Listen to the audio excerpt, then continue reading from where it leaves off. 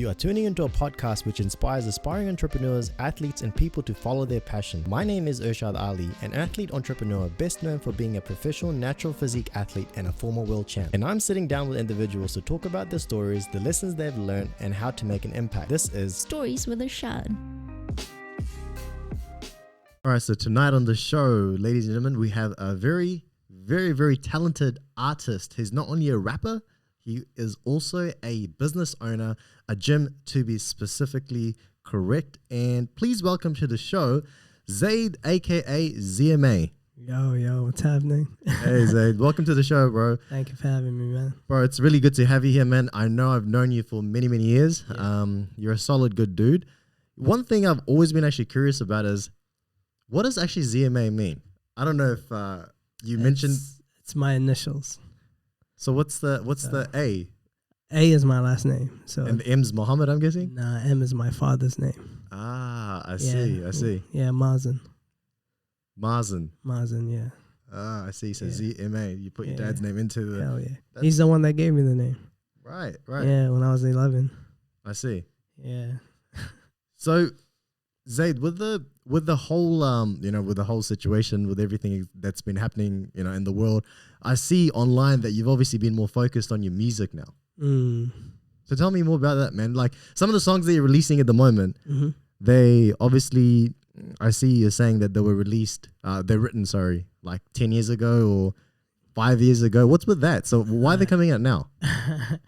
I started taking rap serious around 2009. So I was approached by a friend. Yeah. Shout out to Evelyn.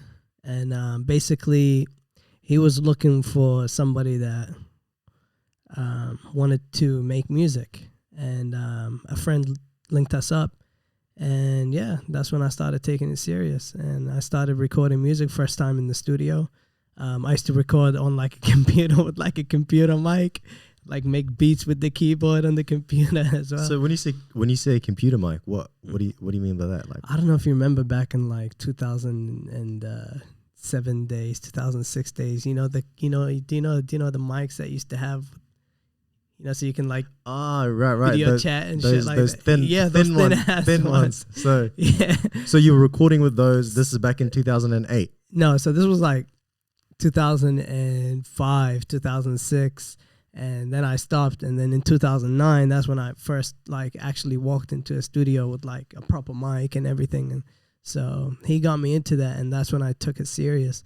I used to rap on I used to take like other people's beats, and I would rap on those. But then I started to make my own one ever since I started taking it serious. And those are the songs that I'm putting out now. Now, why it's taken so long? Because that's the important question. Why has it taken so long? Because in 2011, I had an opportunity to get signed, and that fell through, and that kind of like made me think like, okay, I have to be realistic here. You know what I mean? Like I'm in New Zealand, so there's hardly any opportunities with music, and I gotta make money somehow. Yeah. You know what I mean? So like, what were you doing back in, when you realized that, okay, you got to get realistic, you got to do something. What were you actually doing at the time as a job? Okay. Well, I would do like, I would jump from job to job. You know what I mean? Like always. And I always had a hustler's mentality as well. Yeah. So I used to always try find some way to make money, because I looked up to 50 Cent, because I saw him and how he came about, and he became successful, you know what I mean, in terms of business, you know what I mean? Like, put aside the music, he's a very good businessman. And then I was like, what would 50 do? So then what did you come up with, like, to support you as, the funds and everything like that? And that's the thing that I enjoyed most at that time, and that was working out. So I thought, you know what, like, let me somehow work towards owning my own gym. And that was like... That was back in when? 2000? That was 2011. 2011. So you're like, okay, right. Yeah. I got to work towards getting my own gym. And that's how the fitness thing, how it came out to be. Basically to fund my music.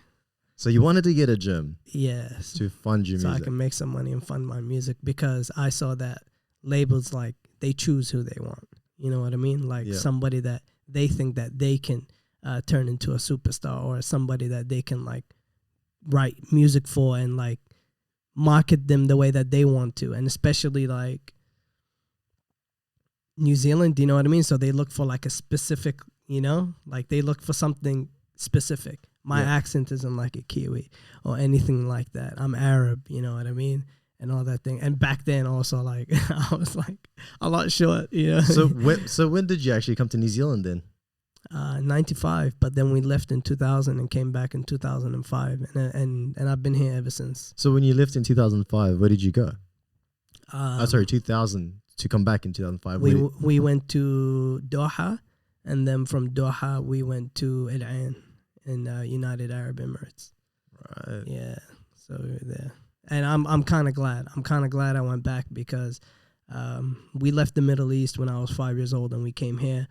And I'm glad I went back so that I can learn like about my culture.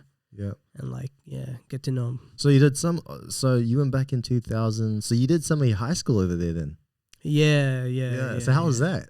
How's going high school? Yeah. How was it going fun, high school? Man. Like honest to God, I actually miss it, bro. And I think those were the years that made me who I am. Do you know what I mean? Yeah. It was cool. It's rough. Like it's like you have to be good in school, otherwise the teachers are gonna beat you up. So we got beat up every day. I got my ass beat nearly every day. You know what I mean? But like, I took it serious because, in the Middle East, like education is very important. Yeah, you know what I mean. Like, and it's not as easy over there as it is there in New Zealand, right?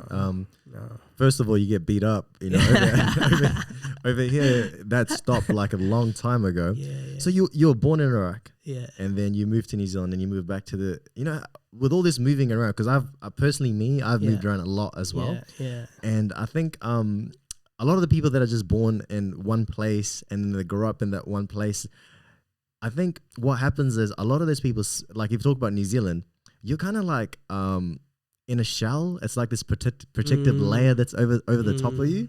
So people don't know what like going through tough times and, you know, changing friends and changing locations, school. I think changing schools and even home, and countries, that's a tough thing, right?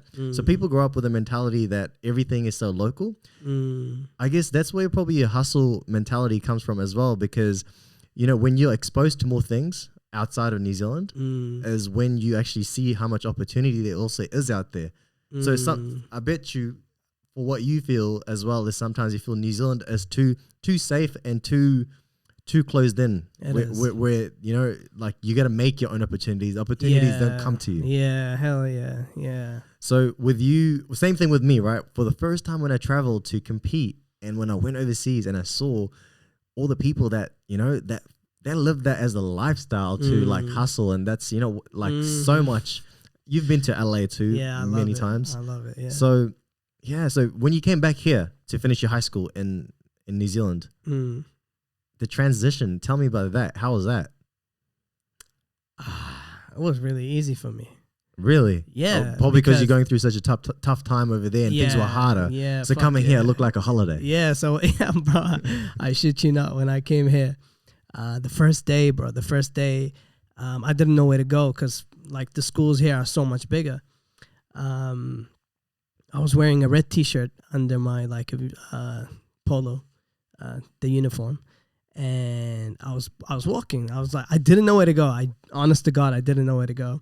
And then this teacher came at me, and she was just yelling at me, yelling. The whole time she was yelling, I'm just like looking at her like, when is she gonna hit me? Do you know what I mean?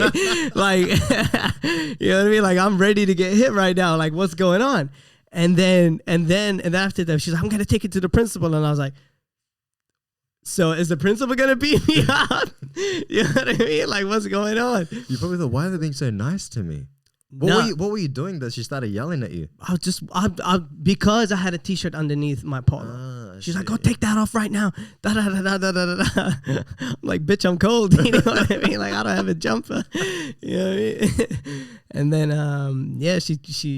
she took me to like the principal's office, and the principal was like, I was like, I don't even know why the fuck she's mad at me. Like, this is my first day. Like, I don't, just tell me. Do you know what I mean? Like, you don't have to fucking yell. Yeah. But then I realized that teachers here don't hit. So then I just laid back. Do you know what I mean? Like, I didn't start to take school as serious as I did over there, because they didn't hit you.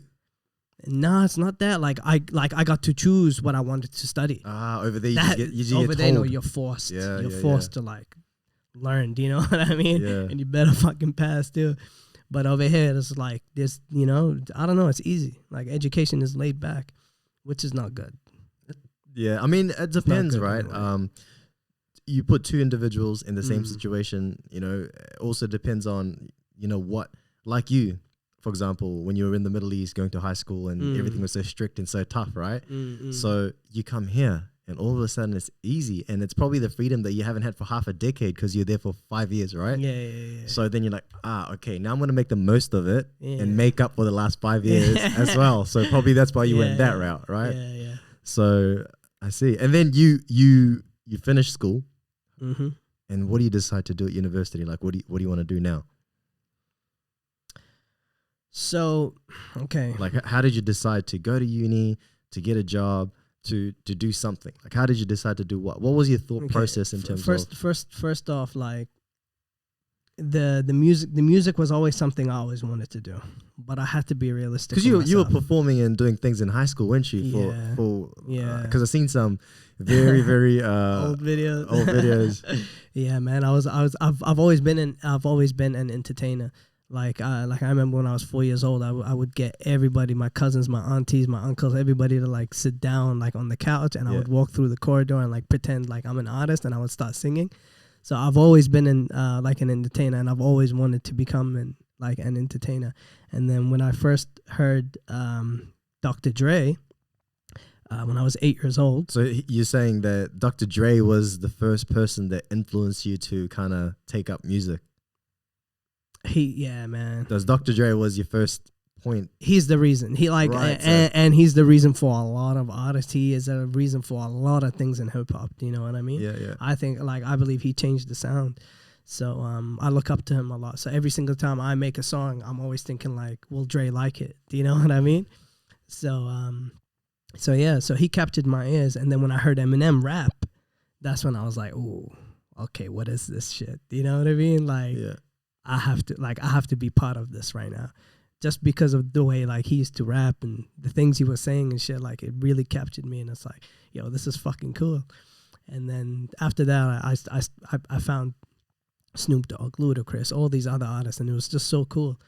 And then, basically music was always something I wanted to do, but I had to be realistic with myself. It's like, it's a dream. You know what I mean? It's a 50-50. That's the way that I look at it.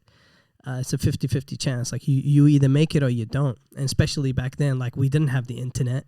We did have the internet, but we didn't have equipment and facilities, and everything wasn't as readily available. You had to kind of find and ask, and bro, right now, you know, like you can buy your own camera, your own microphone. Like you don't need a studio. You know what I mean? Like I recorded like majority of the shit inside a room. Do you know what I mean? Yeah. Like you can just buy everything yourself and do everything yourself.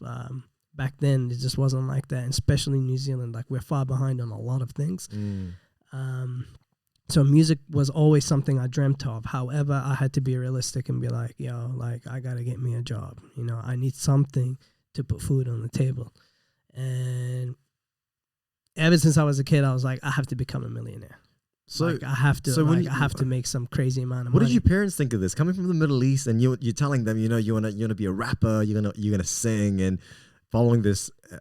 How did they take it? What did they make of the situation? Understand? I guess they brushed it off majority of the time, because I was still like I was doing the music, but at the same time I knew that I had to create something. You know what I mean? Do something, get a job. So I was always into business. And then, Yeah, I did. Like basically, I was like, what do I love the most? And that was fitness. That was gym, because that changed me. And So you mean change you like physically? physically and mentally, Right. mentally a lot. Like it helped me so much. I was like, people need to get in the gym because of how much help Yeah. it gave me.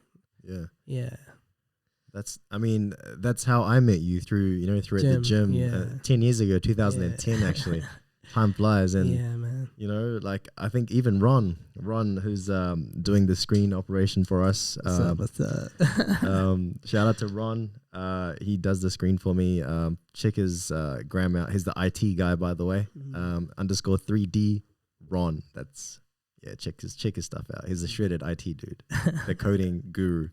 That's how I met Ron as well. I've met a lot of people through gym. Yeah, gym industry. It's like fitness. I guess a lot of people that come to the gym and fitness industry, they come for that, the mental boost as well. Because when you look good, you feel good. And when you feel good, it gives you a huge positive boost in other parts of your life as well. Like clothes fit better. If you go to a job interview, people look at you differently. That's been a huge thing for me throughout my life as well. But a lot of my confidence I got from playing sport, because I played sport as well. And, just being fit, going to the gym, lifting, is what really kind of make me feel confident. So I guess that's where you got that. And let me ask you this. So when you started doing gym and started looking good, how did that affect your rapping and your singing career? Would you say that I mean, I looked up to 50 Cent and but have you seen his poster? Get Rich or Die Trying, like the guy was in shape. Running on the treadmill. Yeah. I remember that. Yeah. Nelly, LL Cool J, Ja Rule. Sorry, 50. What happened to Ja Rule anyway? He's around, man. He's doing his thing, He's doing his thing. I mean, I wish him all the best, but yeah. 50 did hurt him, but like he's all good. Yeah, but I still listen to his music. So you get into the situation that you're getting to the gym, and now you're trying to get fit and obviously to look good, look apart, look like 50. So what then? Like where does this come about? Instead of just going to the gym, it's like, I'm not just gonna go to the gym, I'm gonna just buy this gym. How about that?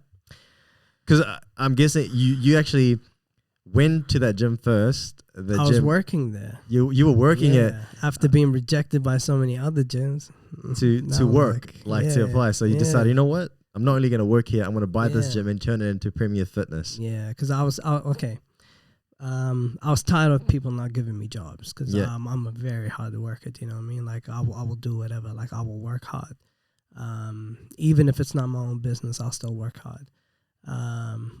Out of respect for the opportunity as well that I've been given. And anybody that's worked with me will vouch for that, you know what I mean? And then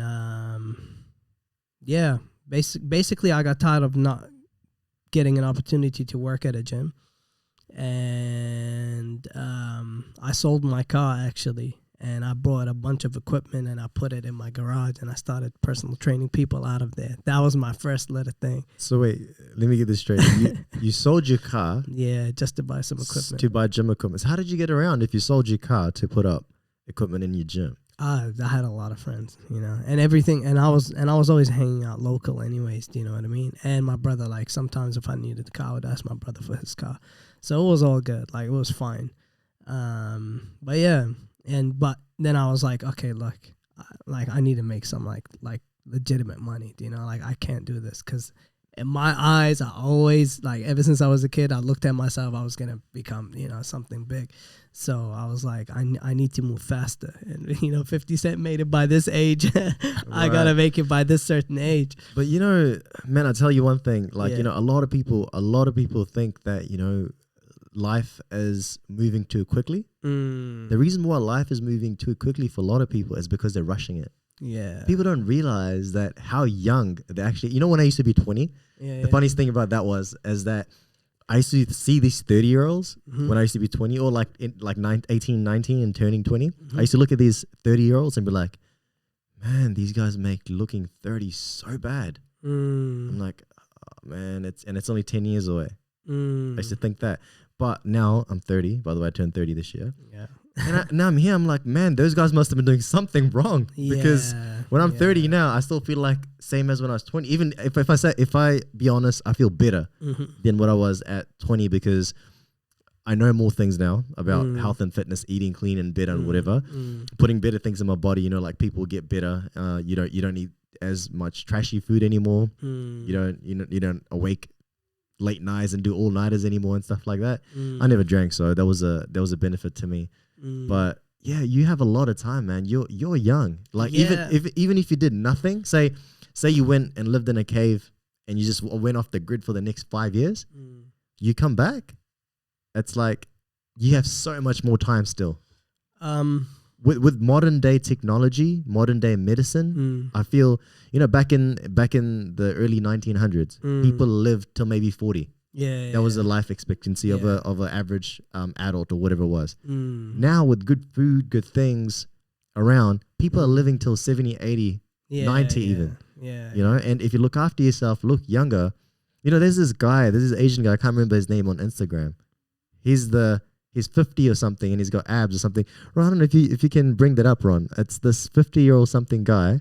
I want you to see this. I don't know if you've seen him. I've seen him. You've seen him. Yeah. All right, we'll bring it up anyway. He's like 54 something and he looks like he's in his late 20s. Yeah, that's it looks better than 20. His health, man. Exactly. He looks after his health. But also, do you know, like the people that you were saying, like, they're 30 and they were like, why they're making it look bad, or like they must have been doing something wrong. I see that too, and that kind of drives me as well to like be doing something like with my life. At the same time, man, like everybody in their own time, you know what I mean? Like I've met so many people that didn't take charge of their life until they're like 40. Although like it's sad for the time wasted. However, it's never too late to start living. Never too late. You know what I mean? It's never too late. Yeah. It's never ever too late. Look at Colonel Sanders. Perfect example. Yeah. That guy did almost nothing his whole life. Yeah. It wasn't until his 60s he started getting some traction. Yeah. And some success in doing what he wanted to do. Because his whole life he was actually doing things that he was just thought was the norm of doing it because society makes you think and believe in a different way, right? That's the system for you. And it's like, okay, I'm going to do this and, get through, go to university, buy a house, pay off that mortgage for my whole life and whatever it was, get married, have kids. That's exactly what he was trying to do. And he was failing at all these jobs that he was doing. And 60, he decided, you know what? And he cracked it. Yeah. It's like, I'm going to do something that I love is cooking fried chicken. And otherwise we'd not have KFC today. Yeah. So, man, as I say, you have plenty of time and you just got to, life is long. And if you think about it, life is long in the terms of if you rush it, then it becomes short. Yeah. No, I learned to slow down now, and I learned to like live more in the moment now. You know what I mean? I used to live in the future so much, like when when I'm gonna achieve this, or like when I'm gonna do this at this time, at this year, like this, and it's like, no, fuck all that, bro. You have to live for today. You know what I mean? And that's when you start realizing that, like we do have a lot of time. Yeah, I mean, you live for today, but you always plan for a better future. Because what you do today will impact, No, like I'm not telling people like go shoot up some heroin or some shit. Do you know what I mean? Yeah. Like don't do that. But like enjoy your life, 100% enjoy your life, but also like do something with your life. Do something with your life. Be somebody with your life, because you are special. You are unique. Yeah. You know what I mean? And we all have something. You just have to find what that thing is and just pursue it, man. And I think a lot of the people fail to realize that everyone is unique in their own way and they have something to offer. Yeah. It goes down to they care too much about what other people think of them. It's a system, man. It is a system. It's a system. Like they're born into it, and this is it. And it's like you have to break out of that. You have to break out of the mentality. And it could also be their parents that never let them grow. It could be the people, like their friends around them, that always put them down, that never, raised them up and stuff like that. All these things affect. Like I had a lot of people try to put me down, but I always had to pick myself up. You know what I mean? Like I always told myself like I will become like somebody, and whoever laughed at it, I'm like, fuck you. And I use their fire for fuel. Yeah, so tell me one thing, man. How did you, before we jump on this 54-year-old shredder guy? I ain't jumping on it, but you can jump on it.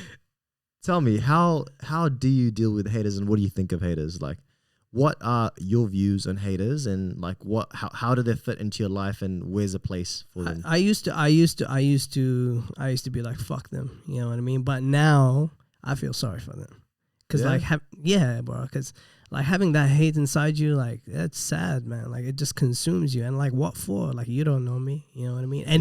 And what's even worse is that the people that do know me, like why would you hate on somebody that you know?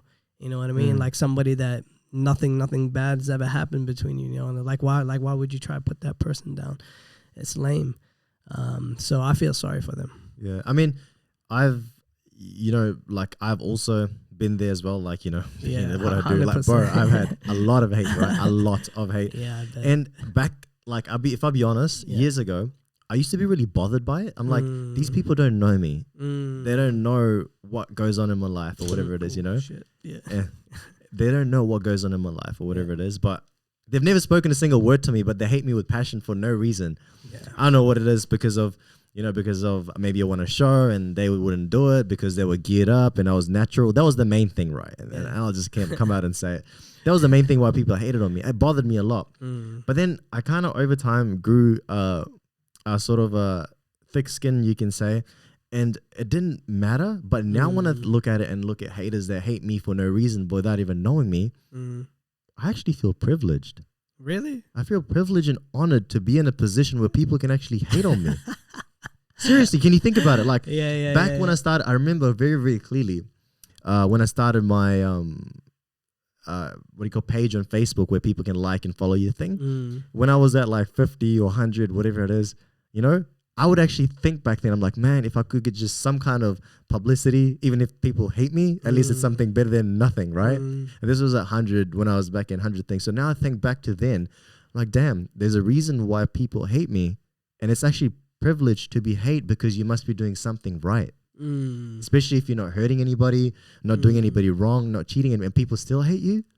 That's actually that's a big honor to be hated, because they come consume your content, they spend the time, and they leave a negative comment. I'm like, whoa, I'm like, I'm blessed. People consume my content and take the time to leave me a comment. It's like this is awesome. So that's how I feel about hate, today. But fair enough, man. Fair enough. Because not everybody can be in the position to be hated or loved or to be noticed, actually. So that's my take on it, anyway. So this dude here, I'm sure we'll chuck it up on the screen too for the people that's watching this, the YouTube version. Can you believe this guy's 54? Yeah, crazy, eh? It's 50s, this guy, and people. I don't even know this guy's name. What is his name? I just know him as the 50-year-old shredder dude. I'm not going to try to pronounce that. Chando Tan. Yeah, something like that. Yeah, but yeah. He's from Singapore, I believe. So, yeah, a good dude. I follow him on Instagram, so check him out. I'll probably put it up, whatever his Instagram handle is. So, man, now you're approaching you've gone to the gym, got a job, and you're starting to people that didn't support you in what you were doing, in terms of some friends were telling you now you're wasting your time, and maybe some family didn't support you either. So you use fitness, I guess, as an outlet, man, as a motivator, at the same time to spend time away, and it's probably a time that you felt free. Hell yeah, man. That was my 1 hour to 2 hours. Like I would go in there, just put on my headphones, zone out, smash it out. You know what I mean? And I'm a little motherfucker, so like when I'm lifting weights, people used to see it and be like, "Holy shit! Like this, like he's pretty fucking strong." And I'm like, "Hell yeah!" And so, what year was this? So this would have been. Man, this is like shit. Like I started training 2007. Yeah. So 2007. No, like all throughout the years. You know what I mean? Like that was my time. So that's why I decided to go into that as a business, because of how it made me feel. And I've always been the kind of person that always wanted to help people. And to me at the time, like when I was thinking, I'm like, what better way than other than gym because of what it's done to me, physically, mentally, and yeah, and it's like it's a form of meditation, pretty much. Do you know what I mean? Yeah, I know exactly what you mean. Because one thing going to the gym, I feel, is not only it makes you, as I said, look better, you sleep better too. I don't think people realize how better you sleep. And in this whole lockdown that we had over 7 weeks or whatever it was, and the gym was closed, it was probably one of the worst parts for me that I've had to live through, because I didn't get to go. I know there's bigger problems out there in the world or whatever it is, but we live in New Zealand, so we are I guess sort of privileged, you can say. We're in a good place. So when the gyms were closed here, and that's not a normal thing, So what happened was, I learned that I couldn't think straight if I didn't get like a physical pump. And I'm like, damn, I was trying to do the same work and stuff that I would do, and it's like, this is not hard, but why can't I think straight? It was a thing. Like when I go to the gym, work out, I guess you're right. It is a form of meditation, and meditating helps you to think. Yeah, it gives you clarity and everything, man. It opens up a lot of things, opens like your third eye, like they say. I mean, I don't know if gym opens up your third eye. There's a lot of meatheads. I mean, no. So that's actually you gotta look at it that way, because those meatheads. I'll give you something to open your third eye. those meatheads that you're talking about are the ones that are not natural. The most likely, the meatheads, the guys that are the nicer dudes, are actually quite natural and naturally good too. Yeah, I mean, I don't want to talk about those guys, to be honest. Which guys? I mean, I'm not judging them. You know what I mean? Like if they're using, like everybody has a drug that they go to. I mean, I think most, to be honest, a lot of the time when people say meatheads or musclehead or whatever it is, they are talking about these guys. Like I won't be scared to say it. They're talking about the guys that are on the gear. Yeah, that's the perception of people that go to the gym and compete. Oh yeah, these guys are on steroids or whatever it is, and that's what it is. When someone says a meathead, the kind of guys they're talking about. Yeah, but also at the same time, man, like I've met a lot of good meatheads. You know what I mean? Like they're good people. No, those people are not meatheads. What I'm trying to say? Those people are not meatheads. Okay. What I'm trying to say is the people that are generally looked at meatheads are those kind of guys that are fair enough. Yeah. I mean, I know a lot of people too that work out, that look good, that whether they use stuff or they don't use stuff, they're good dudes. They're good people. It's the meatheads that give us a bad name. So those are the people that I'm talking about. Yeah. So and Planet Fitness gives us a bad name too. Planet Fitness. Yeah. What's Planet? Some American gym, chain gym. And I've never heard of them. Yeah, it's like a massive chain gym. They usually make fun of like people that are big for no reason. Right. But whatever. Yeah. That's not nice. Yeah, it's not nice. Yeah. It's like gym is a place where like all sorts of people go there, you know what I mean? Like I started off, I was skinny, there's some people they're overweight when they started. Like everybody's got their own journey. Yeah. Like and so if a person looks good, we're gonna make fun of them? You know what I mean? Like that's not right. But yeah. Yeah, I mean. Yeah. But again, if anyone, that's listening or watching this or whatever, if they want to talk about, if they feel bad or down or whatever it is because they're big, and, reach out. Reach out, because who knows what some of these people actually go through in their life anyway that maybe makes them a meathead or whatever, people label them as. But then there's people, there's nothing going wrong with them. They are just, they're like that. But yeah, anyways. So, with the whole gym, now you're going to the gym, now you're looking good, your music's. So what happened to your music at that point? You were going to the gym, you were working out, you're looking good, you're feeling good. But then what happened to your music? So why weren't you making music, as the question? Like I said, man, I had the opportunity to get signed. I wasn't the image they were looking for. And then that's when I was like, okay, you know what? Fuck this. Like, I have to be realistic. I need to make some money. Yeah. And like, this is my goal is to become a millionaire and all this shit. So I had the opportunity to get signed. That fell through because I didn't have the image. So I was like, fuck it. Like, I need to do something. And the only thing I loved at the time was gym. And if I can help people, it made me feel good, because a lot of people started coming to me for like help and stuff, and I was helping them, and it made me feel good helping them because I saw changes in them. And then, I decided to go in the fitness industry, not knowing how much of a fucked up industry it is. It's actually, it killed it for me. It's anything. Let me make this clear, and I'm gonna say this on record. The fitness and the health industry is anything but the fitness and the health industry. Amen. That's just the surface level crap that they show all you. Bullshit, all this Instagram bullshit. It's nothing like that. And that's why I took myself out of it. Even though I own a gym, I took myself out the industry, and I only look after my members. I try to help my members. I try to give them that home vibe. Do you know what I mean? Not that like ego vibe. You know? Yeah. So So then you I got in the fitness industry. And then at what point did you get enough funds, or like, you know, how did you manage to get the funds to actually buy the gym? Because some people listening or watching, they'll be wondering, like, you know, there might be young people, same with the same business mentality, the entrepreneurship, you know, pathway that they're going down. What would you say? Like, how did you do it? I worked hard. 17-hour days. 17-hour days. 7 days a fucking week, bro. I worked hard. And how long was it till you were able to, like, too long? What's too long? I'd say about 2 years, but like I was lucky because there's no such a thing as luck, man. No. Okay, yeah. Okay, fair enough. I just had, so the person that owned the gym, they didn't want it. They wanted to sell it, and I thought, okay. Like at that time, I had made up. You're still working there though at that time? No, I wasn't. You weren't I wasn't. I was working somewhere else. But yeah, and I always wanted a gym, but I always thought I would own a gym by the time I'm 27, 29. And here I was at 23, and I'm like looking at it. I had decided I was gonna go to LA, so I quit my job, everything, and like whatever I had, I'm gonna go to LA. I'm gonna try and make it in my music or whatever. I didn't care if I was gonna go there, clean toilets for a living. I don't care. Like I will do whatever it takes to put food on the table. I'm a hustler. Do you know what I mean? Like I will work. I will put in the work, in order to achieve a goal, financial goal. Now I don't care about this shit anymore because it's bullshit. Anyways, and then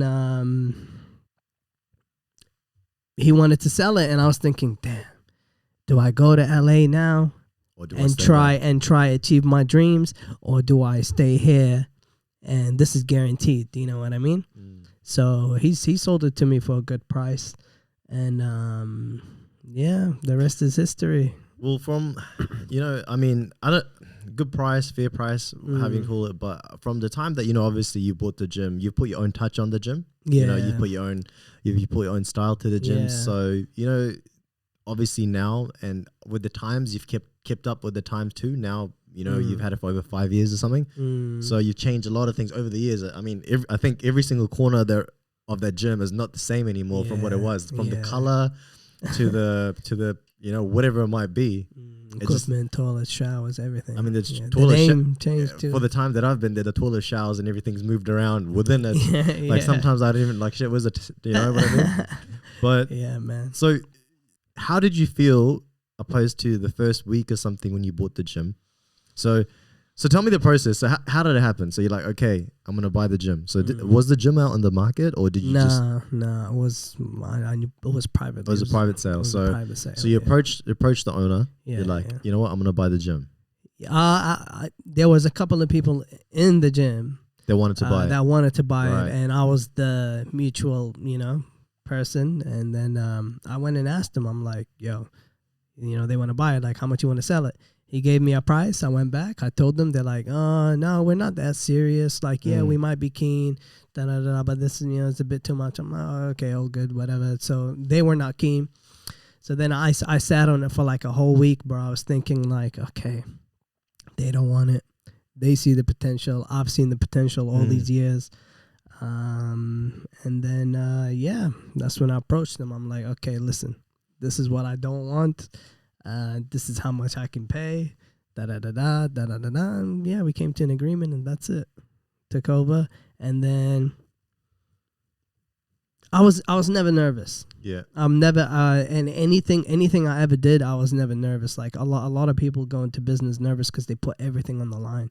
I believe even if I lose everything today, I'm chilling. Do you know what I mean? Like I You can know, always make it back. I mean, know, it's not I like- know, yeah. bro. You can put me anywhere and I'll make money. Do you know what I mean? Like this is my mentality. Like I'll always find a way.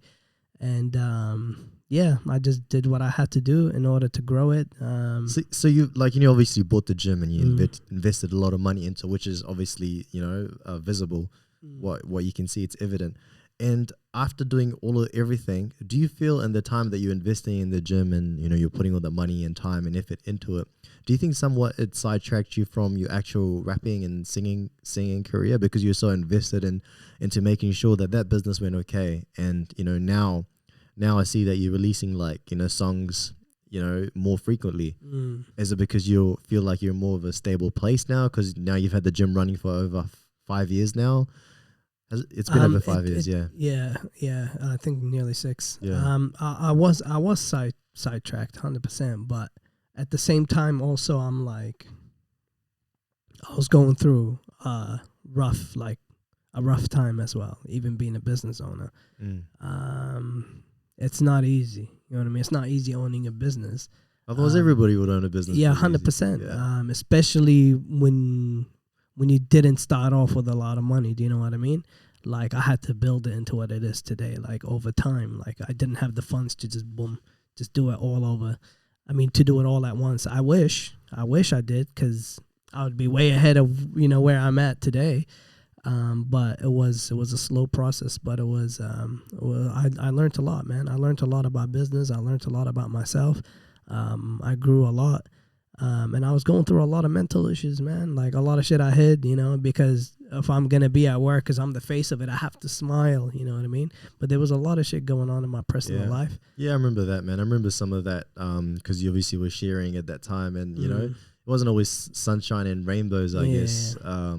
You know, you had people coming in and out of your life in terms of that people that you would have known for a long time. Yeah. And then that, you know, that you never thought that they would do things, whatever, you know, it happens. Yeah. So people, I guess, did that. So I remember those tough times that you were going through at that time. So I can see, you know, where you would have been. And I guess when you do love doing something, you want to do it with all your heart. Not if you, you know, not if you're already feeling some sort of pain in there and you can't do that thing. 100%. Yeah. And the industry is like, ugh, you know what I mean? Doesn't So care. like it doesn't, like it didn't help, you know what I mean? All that. So like all of it just made me hate being in the fitness industry, even though I really wanted to help people. And it's, like, I don't know. Like, I'm grateful for the lessons I learned, you know? It made me who I am. And I was sidetracked from my music. But at the same time, right now, why I am releasing the music, I'm in a good place mentally. So I feel like I'm in a good place mentally now where it's like, I'm just going to put all these out regardless. I wasn't going to put it out, by the way. So I feel like I had everything finished a long time ago. And then lockdown happened. And I was like, I don't want to put out music. I want to talk to people. I want to tell people what's happening. I want to talk to them about that. Because I've been on like a spiritual journey for like the last few years, and I've learned a lot about myself. I learned a lot about this world, what this world is, everything. And I think the lockdown was actually really good to a lot of people, where whether it be they didn't get the time to spend with their family, where they were focused. Like some of the people in the lockdown, you know, that dedicated their life into big companies, you know, like whatever they would have worked 20 years, 15 years for these companies. At a moment, you know, without even giving a moment, they have let them go to save the company. They've invested 15, 20 years. You know, I've been seeing all these things on it's sad, LinkedIn. Man. It's sad. A lot of people got hurt, man. A lot of people lost their jobs. A lot of people lost everything, their businesses. It's sad. It's sad for something that's bullshit. You know what I mean? Makes people realize that what we're shown and what the reality is, it's two different things. It's like people live in two different worlds altogether, from what we're shown, what we're told, what we're driven to do, and what actually happens. You know, and you obviously, you know, went through what you just said before, was that, you know, you saved, you can make money wherever you know, you put you anywhere, put you any situation, any country, whatever it is, you'll be able to make money, whatever it is.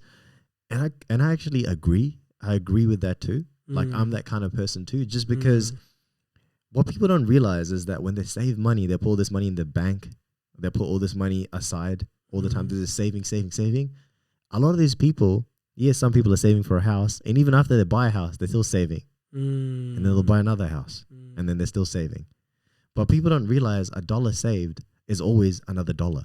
It doesn't increase in anything. And it was one of my mates that did a breakdown for it. I was looking to invest in a house or whatever it was. We get told all the time, like, invest in a house, buy a house, buy a house. But they don't realize the emotional investment that goes into it. That's one of the biggest things, right? Emotional investment that goes into buying it.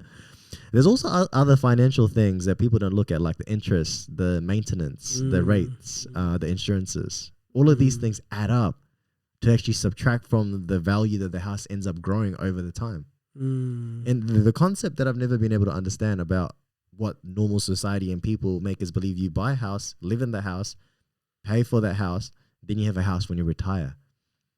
Yeah. Over half of the time, for the house that you are living in, you're away trying to make money to pay for that house. Yeah. I never got that concept.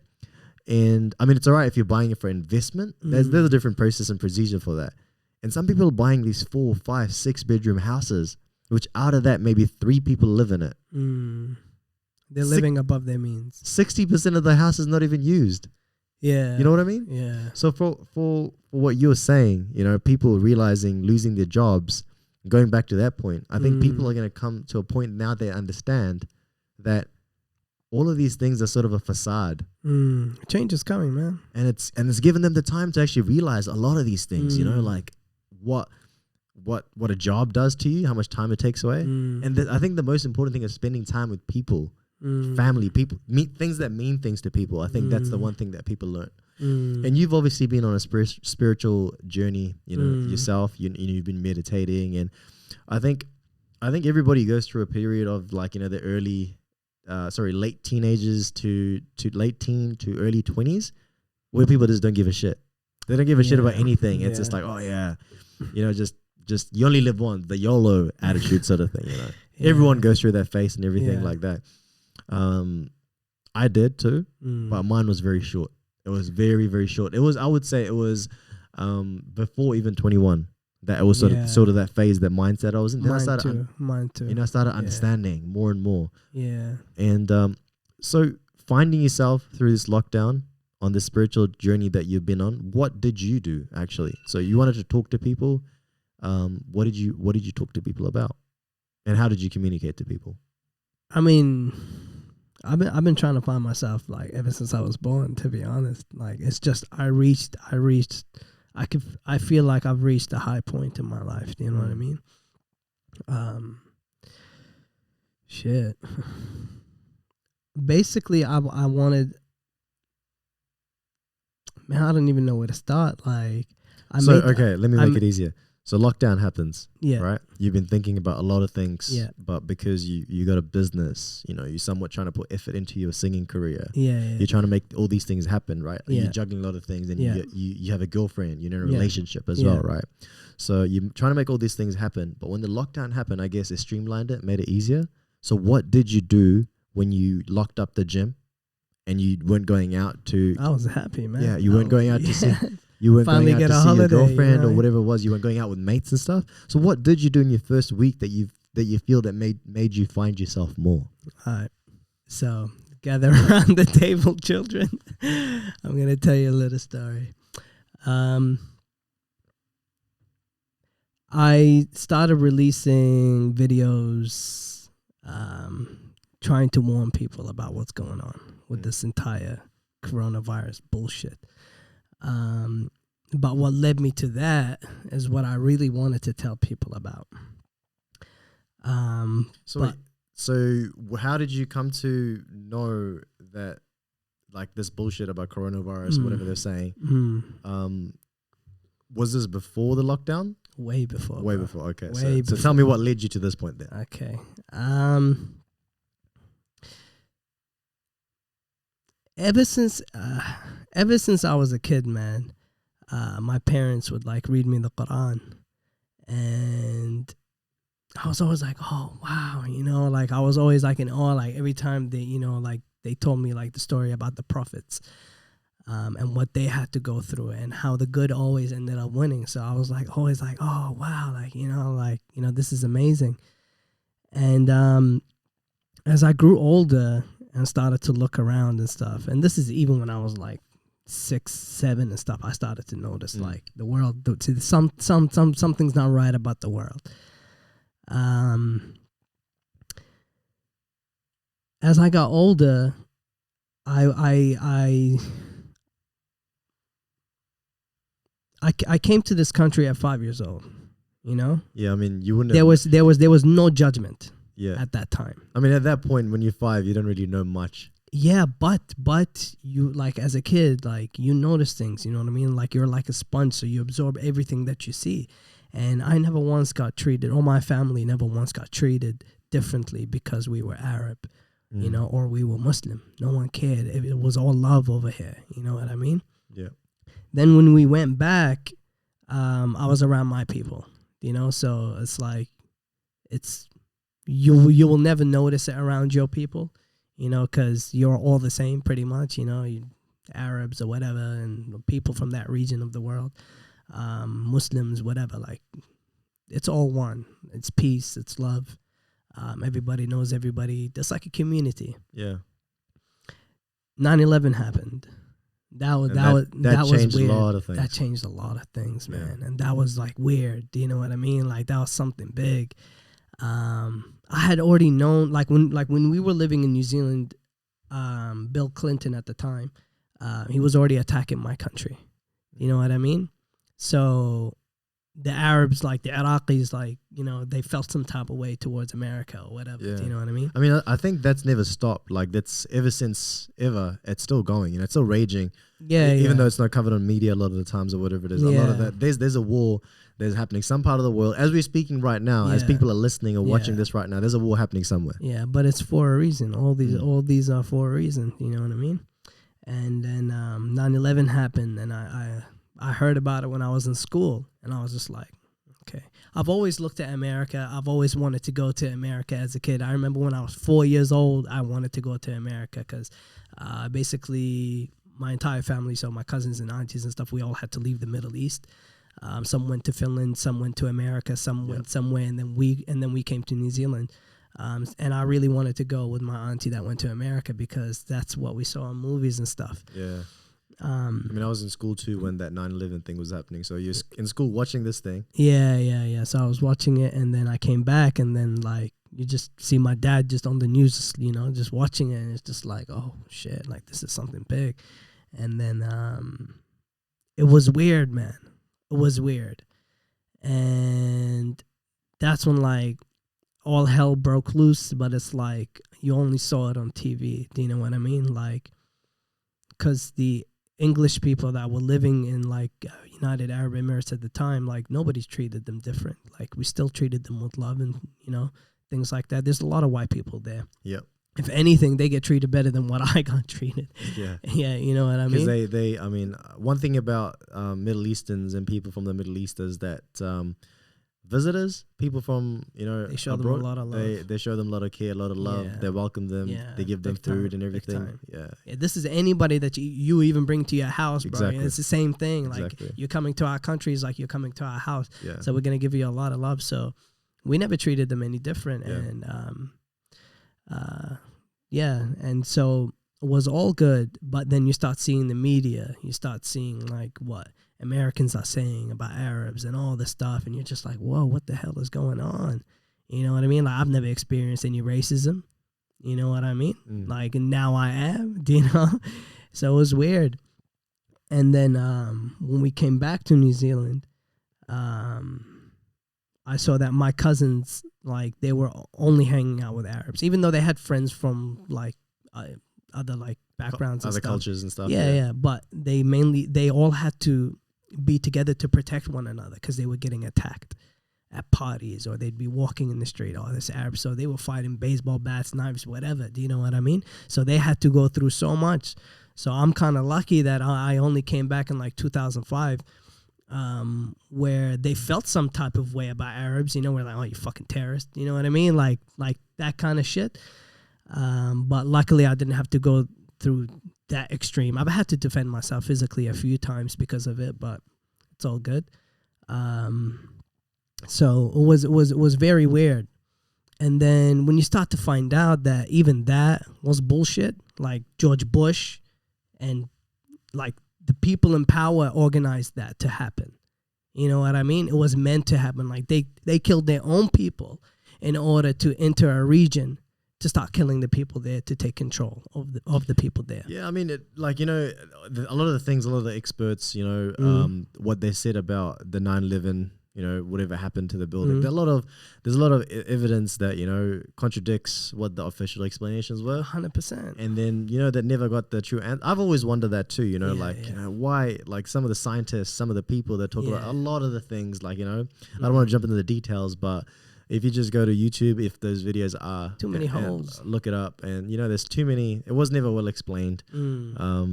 One of the most secure airspaces, how does it get penetrated, and yada yada. The list just goes on. It goes on and on. So I was always confused about that too. And anybody that I spoke with about it, because I was always like hot on the topic too, I always like to discuss it. Not because I like to be like a conspiracy theorist or whatever it is. I just like talking about things, and I think that's one of the reasons why I started this podcast, just to talk to people about things.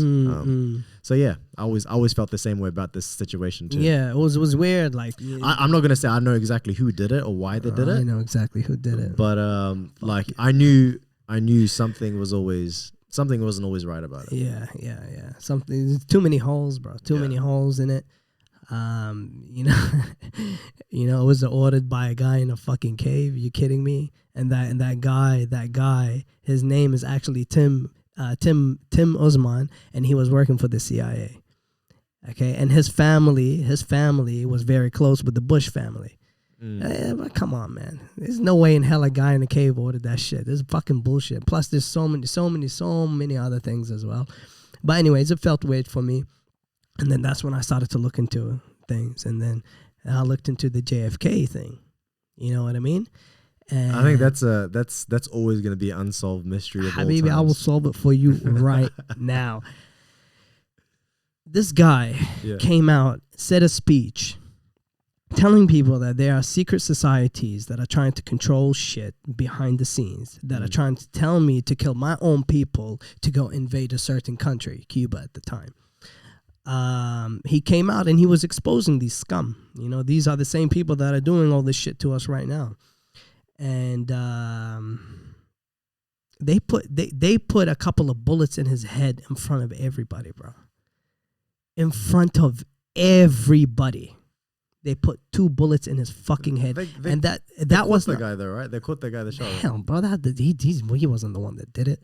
Okay? But that's what they tell you. That's what they tell you. And anybody who came out and said, oh, it wasn't that guy that did it, it was the CIA, right away they created this label conspiracy theorist.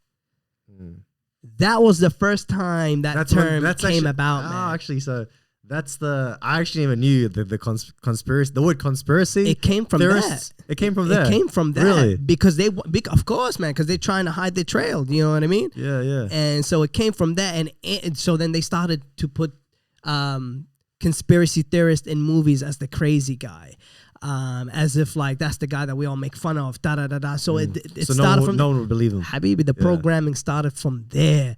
It started from there against people that actually fucking use their brain. Do you know what I mean? That to tell you, hang on a second, something's not right. That's funny how you say that, because something that I always like to question about, whatever it is, something that's happened in history. Or something that's happened in the modern day at the time that we were alive, or whatever it is. Like, sometimes when you gather around with friends or you go to an event or something, topics break out and you talk about things, random things, and then it's like, and something like this will come up and it's like, oh, but what do you think about this, and this? It didn't make sense. Like, oh, those are just conspiracies. Exactly. Right away, you shut it down. I'm like, no, I'm not being a conspiracy theorist. It's just a question. Exactly. But they don't want you asking questions. Me asking this question about something, it's a question. It's not a conspiracy. Yeah. Because I'm trying to get your opinion on it. Yeah. So, yeah. bro. No one wants to believe that there is a group of people that are controlling everything, that are trying to kill us, that are doing all this shit to us. No one wants to believe that, you know. And everybody's so caught up in their own life, like materialistic bullshit. Like we're chasing nothing, you know. We're chasing a piece of paper that came out of thin air, bro. Its value is nothing. The dollar is nothing, bro. And yet we give it the value. Give it the value. We abuse our life. We lose our life, our time for this paper. You know what I mean? Anyways. I think people fail to realize that money is a system made by people. Yeah. And I think people just live day to day. Yeah. They don't go look into the actual, all right, where did this come from? At the end of the day, it's just paper with ink on it that we give it the value. Yeah. You know, actual worth of $100 bill is probably not even 10 cents. Yeah, 100%. In the last 100 years, it went down so much. Yeah. So anyway, so you saw that, change your mind thinking, and you got into that, and then coming back to like what caused you to go even more spiritual in the lockdown. Yeah. So I'm gonna just say this: the JFK, when they killed him in front of everybody, that wasn't like not only to shut him up, but that was like a warning, not a warning to us, because they don't give a fuck about us. You know, like we are the sheep. You know what I mean? Well, not me, but you know. I was gonna say I ain't no sheep. So, yeah. So, but basically, bro, they killed him as a warning to anybody that wants to become president. Where you better listen to us. We control shit around here. You don't control it. So you reckon that was the turning point? You don't come out and expose us. You don't try to expose us. And that was a warning for every fucking sellout that's ever been a president. Because after that, everybody's a sellout. And they're all puppets. Presidents don't matter. And this is one thing I don't understand. And I've always known this as a kid, but I just don't understand how people care about politics, where they care about this side and that side. It's the same coin. It's the same coin, different fucking face, bro. You know, and you're getting a coin that's shit on it. Both choices are shit, and we always fight amongst these two choices, and we're fighting each other. And no government in this world, any country, even here, bro. No country in the world gives a fuck about its people, and that's a fact. And I've never understood the whole political side of things. Is that you're gonna vote for this party, they're gonna build you this extra road, so let's vote for them. I think, as I always say, people look at things at a surface level all the time.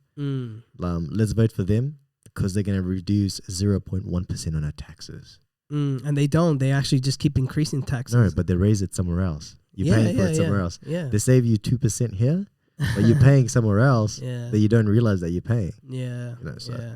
It doesn't matter. It doesn't matter what political party. Like, they're all scum. Every single one of them is scum. So that was then, but right now things are changing. Like something big is gonna come. Something big is gonna happen. Anyway, so after the JFK, I looked into the moon landing. But you weren't. So what? I was a kid. I was a kid then, bro. I was a kid. So yeah, like, that's what I'm trying to understand. So that you're a kid then, or you weren't even born when JFK was shot. Yeah, I know. But I'm looking into it because when is this? When's the time frame when you're looking into it? Shit, I'd say around 2004, 2005, something 2005. Like that. So this is when you're still in high school. Yeah, bro, man, I've been awake, bro. I've been awake. So this is when you're in high school. You're looking into all of this. Yeah. At the same time, you're doing your music. Yeah, but the music thing was just, you know. Yeah. So one thing I'm like, I'm trying to understand is, so on one hand, you're looking at all of these things. You know, you're looking at JFK's, assassination and the moon landing. You know, I know what you're about to say in that, but if after all of that and everything like that, what makes you still want to go to America? What makes you want to people, man? What makes you want to still be a rapper? I love that. Well, nah, the music has nothing to do with it. Even though I wanted to stop it just to like tell people like what's going on. But like America, it's the people, bro. I love the people there. They're so nice. They're actually very nice people, and they showed me so much love. And when I went there, it felt like I was amongst my people in the Middle East as well. Yeah, that's how nice people were like to me. Like, this is my personal experience. Obviously, there's a lot of bad in every country, but yeah, unfortunately, their government is the worst, and it's the circus that we all watch. So we all watch America and everything that's happening in America, all this chaos, all this bullshit, all this rubbish, Donald Trump, all this bullshit. We all watch this being distracted, even though the same thing is happening in our fucking backyard. But So- it's like snakes, slight, you know what I mean? They, the government's here, they slither, bro. They slither in. So even after all of that, all of that, what you told me about the whole government, the whole system and everything like over there, you still would want to go to America for the people to live that part of the system which people are already a part of. Because when you get there, although you love the people, people are part of the system. If you're going to a place, you're gonna have to. You can't change the rules. The rules are already there. The law's already there. The people are playing by that. You may like the people there, but that's everywhere. Even over here, over here, people are playing by the rules. It doesn't matter where you go. Yeah, I mean, I agree, right? It doesn't matter where you go, but going back to what you said, sort of thing. It's far worse. You said over there. Yeah, but that's the thing. Like, so if it's the worst place, sort of as the government's asked to say to be there. Why would you want to put yourself, like, say if you had to rate it on a scale, whatever it is, you said that's the worst. Yeah. So you're going from good to thing for the people. So how much of it is, so my question to you is, how much of it is it, if you put a scale, weigh it up for the people that are extremely nice, that are also part of the system of whatever it is, of one of the most, as per your thinking and what you said, one of the most, corrupt or whatever it is, government systems, whatever, those people are part of it, although they might be nice people, right? Whatever it is. They're not, part of it as in like they're following it because they have to. They have no other choice, right? But that's the thing, man. The choice is actually in our hands. And once people realize that, we can change the system. But people, for some reason, they obey the government. And this is every country, bro. This is not just America. America is just the shit show that we watch. That's what I'm trying to say. So what I'm trying to say is you want to go be part of that shit show, in it. Nah, bro. It's no matter where you go, you're part of the shit show. Yeah, but that's a bigger shit show, right? 100%. So that's what I'm trying to process. Yeah. So why would you want to go be a part of a bigger shit show? Have you ever tried that Cali weed, bro? It's fucking good. So it is for the weed then? Nah. I mean, I smoke weed here too, but it's like it doesn't matter. Like, I feel I fit in over there. I feel I belong. Part of the biggest shit show you fit in. Nah, the people, bro. The people. Like I don't look. The government can only affect me so much. Do you know what I mean? Like even over here, like it does affect me financially, but it doesn't affect my life because I'm in control of my life. I do what I want with my life, and that's the same in America, bro. You know what I mean? Yeah, the government somehow has an effect, but at the same time, you still have your life, and we still do right now. But it's going to lead to a point where you won't have your life unless you wake up. However, right now, we still have a choice. So, but yeah. You know how you said you do have control of your life in America? Yeah. I feel in America, they have the most control over everything. And you think you have control of your life over there, but they only let you into the country because they want to let you. There's no you going to America if they don't let you to go to there. Yeah, but I mean, like we can go anywhere in the world. Like it's fine. Yeah, like I was born in Iraq, man, and they let me in the country. Do you know what I mean? Saying, even though I got questioned, I was harassed in the airport. It's still all good. So I'm looking at it from a holistic point of view, bro. So you got to look at it like the system is allowing you to be a part or be inside America, be amongst their people. Yeah. Right. The system that you obviously speak, so strongly against or whatever it is. Yeah. They can flip that at any moment. Well, that's what's happening right now. That's what I'm saying. Now. So that takes away that control. So nobody is. But it's happening right now here too. It's happening right here, right now. Yeah. But at least we don't have looting going on. We don't have people tearing down stores and shops and Like I said, man, it is the circus that we watch on TV. It is a circus that we watch on TV. I'm talking about the laws that are being passed behind the scenes while everybody's distracted. You know what I mean? So that's the shit that we have to watch out because our rights are getting taken away from us slowly because they have a certain agenda, a certain goal that they have to achieve. So that's what's happening. And bro, it doesn't matter what government they're all part of the same club. We're not part of that club. You know what I mean? Like, I feel like I'm free at the same time, I am not free. I am still a slave of the system. You're a slave of a system, Yeah. wherever you are right now. Wherever you go. But you're gonna be a bigger slave into a system where you feel it's the worst corrupt, right? If you think of it logically. Yeah, I know. But if you ask me now, if you Yeah. ask me, Zaid, like, where would you like to live? How would you like to live? Mm. I will tell you, honest to God, bro, I'll buy me a caravan and I will live in that fucking van, bro. Where? Which country? Here, it doesn't matter where. Like, I will live here. Like, you know, like, I love this country. It's a beautiful country, and I will just live. I will live in the caravan. I'm happy, bro. Yeah. I'm happy. I'll park up at some lake. You know, boom, open up the fucking doors. It's already right there. The world is yours, bro. It's for free. It's for us to enjoy. Yeah. You know what I mean? Or even a bigger dream, where I would buy some land, like massive land. I'm talking like hectares of land, get me some animals, grow my own fruits, vegetables, all this stuff, and just live like that. I'm happy, bro. I don't need a fancy car. I don't need. So then going back to the start, right? You said that you want to do well in music and whatever it is. You want to become a millionaire. I think you already are. But so where does all that fit into all of this? What you're saying now? It's like it's contradicting. Because I've grown as a person, bro. I've changed as a person. You know, like we all grow and we all realize things. And I was looking up to people that had made millions. You know what I mean? People that had done. Now, this does Zaid today? Does he want to make millions or not? Does Zaid today want to be that rap artist that's a star or not? Oh, bro, the music. This is a part of my blood. You know what I mean? Like, this is like, the music is me, you know? Like, if I can make a living just off music, then I'm happy. But if I don't make a living off the music, I'm still going to make music because I'm happy. I'm making this music, something that I created. And I'll still, bro, I don't, like, even if I'm living in a van, I'm still going to make music. And I would still love to tour. I would still love to meet people. I was like, because when I perform, bro, I get this energy, bro.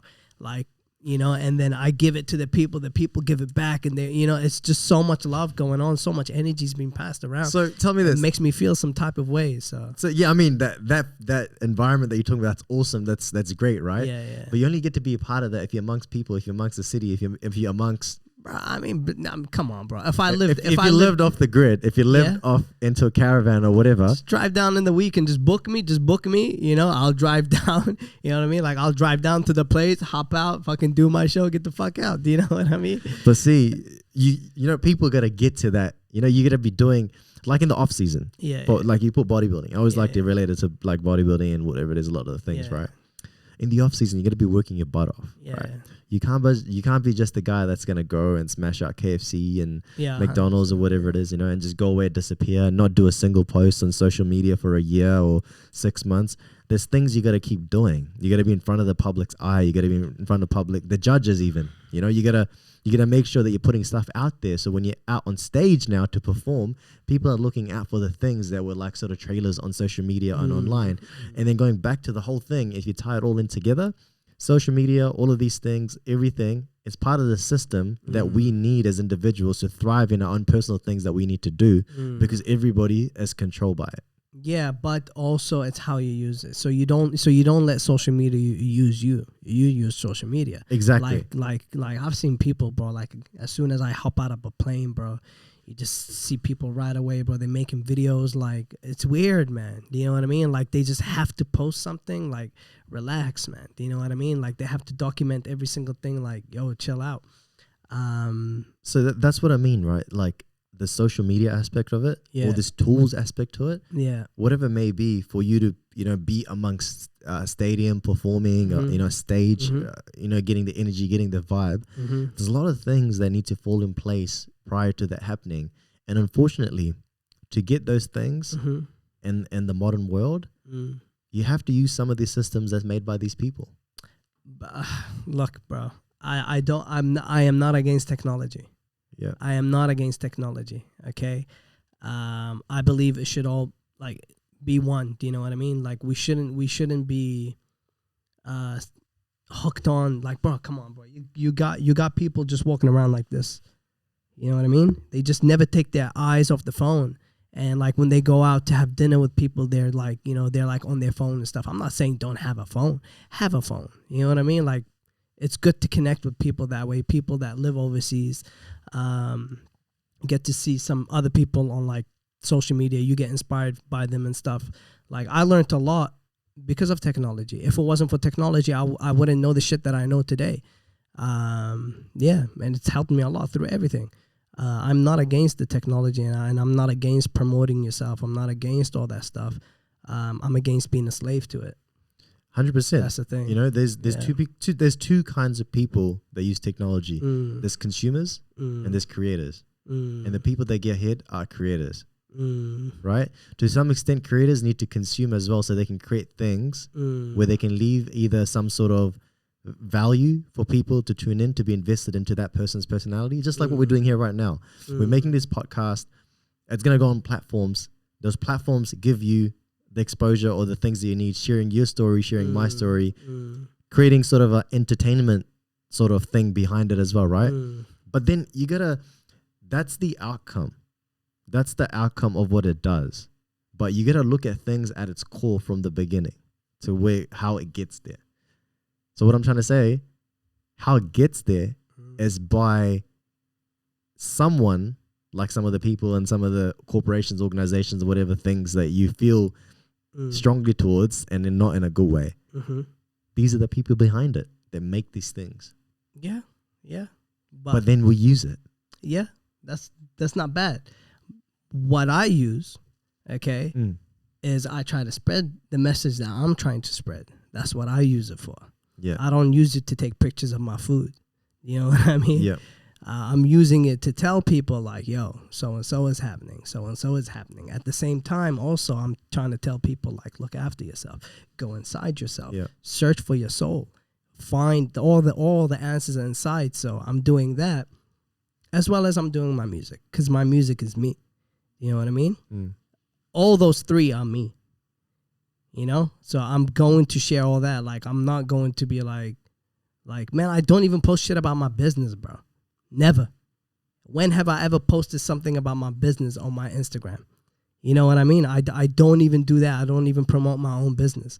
You know, like, I have a page for my business, and like, yeah, we do that with that, but I don't even do that because what's up? I think it's raining. So basically where I've reached now in my life is I really don't care about money. I really don't care. Like, I just want to, me personally, I just want to get out of the system, okay, and just work on myself, help the people around me, and also work on my music, get my music out. That's all I care about, and the business, you know what I mean? Whether I keep it or sell it, you know? Yeah. Yeah. So you're thinking about selling the gym? I don't know, maybe. Yeah. Because it's not something forever. Do you know what I mean? Yeah. Yeah. I mean, it's not. You know, I think same thing. Being an athlete, being a business person, there's a point in time that, you know, people need to move on. People need to know when you need to walk away from something to open a new chapter, because people fail to realize that what got you here. If you want to go here, you can't do what you did to get to this first stage. You got to do the things that you haven't done in this to get to the next stage. If you keep doing the same thing, you're going to be in the same place. You're not going to get any higher. Yeah. So I think people fail to realize that. And whether it be they keep competing or whether it be they keep doing business as they're doing business, and they expect the business to grow, but yet they haven't gone or done anything any different, like invested in marketing to get their business out there, made a new website, updated their website, whatever it might be, you know? Or same thing as an athlete. You've won this and this and this. You want to do something else. It's going to take you some time, and maybe you need to do other things that you don't want to do to get to that level. It's the same thing. So you're doing the right thing, man. I think that you realizing that letting go of the gym, selling it to move on to what you want to do in life, to be at peace. Ultimately, you just want to be happy, right? Man, You just want to be happy. That's the goal. The goal is to be at peace, man. And be happy. Yeah, man. Like that's what life is about, you know. So it's about going inside and being at peace, and man. So do you feel when you talk about these topics and when you talk about all of these things that you feel that's happening and going on around the world and things like that, do Do you feel you're happy doing that? 100%, bro. I'm at peace. I'm at peace right now. Or do you feel somewhat frustrated because some people are not listening? I was like when the lockdown happened, I'm not gonna lie, I was frustrated. I was really frustrated that it's like, come on, people, like this is not the first time they're doing something like this to us. Like patterns, you have to look at the patterns. Yeah. They continuing. They always do something, man. They never they always do shit in our face, you know, but they twist it, you know, and we're so distracted. We're just so brainwashed, man, that it's like, I gotta hand it to them, man. They're fucking, they've done a good job, man. They've done a good job to deceive people, but hey, you know, like we were warned about these things in holy scriptures, bro. Thousands of years ago, we've been warned about this day, this year. We have been warned about this for a long time. And now anybody who talks about holy scriptures and stuff, they laugh at that person, bro. They laugh at that person. They mock them on TV shows. They mock them on movies. Anybody now who says, yeah, like I believe in God, what, that man in the cloud, da-da-da-da. It's like, bro, they've made such a joke out of it that people don't actually understand. Even the religious people don't even understand what God is. I mean, to be honest, the way I see religion in the way today, like I don't want to hurt anyone's feeling or offend anyone. Actually, I don't even care. Like whatever's people, you know, people hurt their own feelings. You know, you absorb information how you want to absorb it. If you want to be hurt, you choose to be hurt. If you don't want to be hurt, you know, whatever it is. So religion is not what religion is intended to be today. It's more so a business right now. Oh, you know? yeah. You know what I mean? Yeah. So what happens is that a lot of people get misguided and misled. What I feel is that the sole purpose of why and everybody and everyone that's here in this world, I think it's a huge misguidance, misdirection on what we need to do. It's like everyone is guided in a certain, whether it be via religion. What do you think that we should do? Like what do you think the purpose of humans? What is our purpose? So I'll add that at the end, right? So whether it be via religion that we're getting told to do something another way, or whether it be through society beliefs, you know, school, university, buy a house, get a job, pay it off, die. That's it. And be unhappy to be happy, but the happiness never comes. So there's lots of facades, there's lots of things, and everybody is missing the key point in life. And, you know, I love these religious holy books and everything, you know, like the Bible, the Quran, the Bhagavad Gita, everything. All of these books, they have some nice stories in there. At the end of the day, these are written by humans too. And these are written by humans that is over 100 years old. Like the print that you and I might be reading came out of the printer down the road. You know, when I said down the road, I mean in a factory or whatever it is somewhere. That's great. But it's been printed so many times over by so many different places, translated to English, to what we understand or whatever language it might be in. Some prick would have been sitting over there and be like, you know what? I'm just going to change these lines around. That's what the Vatican has done. No one's ever going to know. The Vatican has taken out so much information in the Bible, bro. Those pedophiles at the Vatican, okay? Those people have taken out so much information.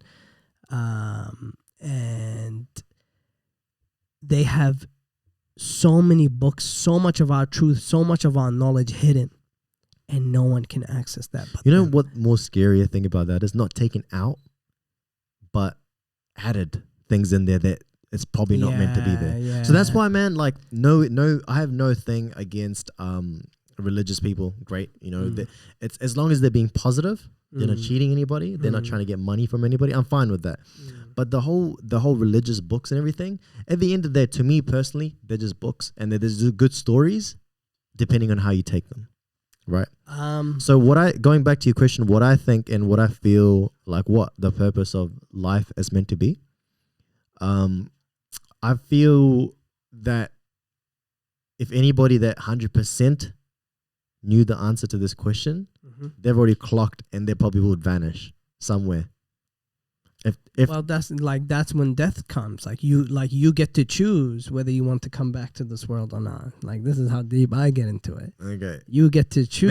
maybe we have to save that for another like a session. Yeah. On Oh, that, bro, you know? man, this is a long topic. Like, you get to choose, or if you've done something in this life, karma, you're gonna have to come back and you're gonna have to start off again until you've learned your lesson.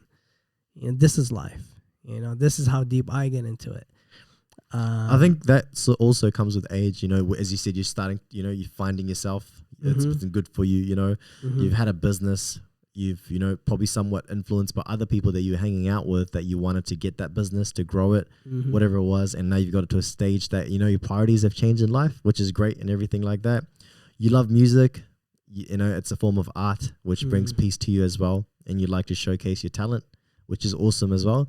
Then there's another spiritual side of you that's also evolving and growing as well. With the more you meditate, the more you go into the spiritual realm of things, I guess, which is awesome, which is good to see, man. And as I said, over the years, have seen you grow, which has been good to see. 10 years, the guy that I met 10 years ago, you're a completely different guy from then. 100%. But yeah, dude, what is the next song that's coming out for you? It's called Bend It with Nicky Smirk. Was it Bent? Bend It. Bend It. Bro, it's a fire song. That's all I gotta say.